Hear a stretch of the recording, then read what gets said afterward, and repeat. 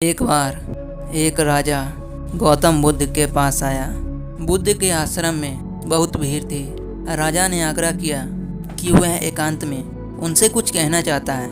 बुद्ध बोले, सर्वत्र एकांत है, यही बोलो। राजा ने कहा कि मैं संन्यास लेना चाहता हूँ। यह सुनकर बुद्ध थोड़ा गंभीर हो गए।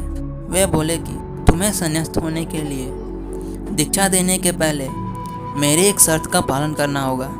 राजा ने आश्वस्त करते हुए कहा कि जब दीक्षा लेनी ही है, संन्यास्त होना ही है, तब सब शर्तें मंजूर है। बुद्ध ने आदेश दिया कि अपने कपड़े उतारो, जूते उतारो और नग्न हो जाओ और अपनी राजधानी के राजमार्गों पर स्वयं को जूते मारते हुए चक्कर लगा कर आओ। राजा ने वही किया। वे नग्न होकर स्वयं को जूते मारते हुए राजधानी के सड़कों पर दौड़ने लगा।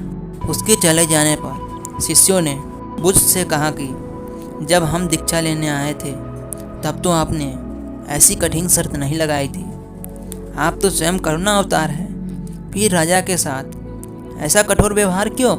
बुद्ध बोले, जब तुम लोग संन्यास लेने आए थे तब तुम्हारे अहंकार बहुत बड़े नहीं थे, इसलिए तुमसे द्वार द्वार भिक्षा मंगाकर ही काम बन गया था। पर यह तो राजा है, इसका अहंकार बहुत बड़ा है, इसलिए महारोग की दवाई भी अधिक शक्तिशाली होनी चाहिए। राजा जब दीनहीन दशा में अपने ही प्रजाजनों के सामने से गुजरेगा तो उसका अहंकार चूर चूर हो चुका रहेगा।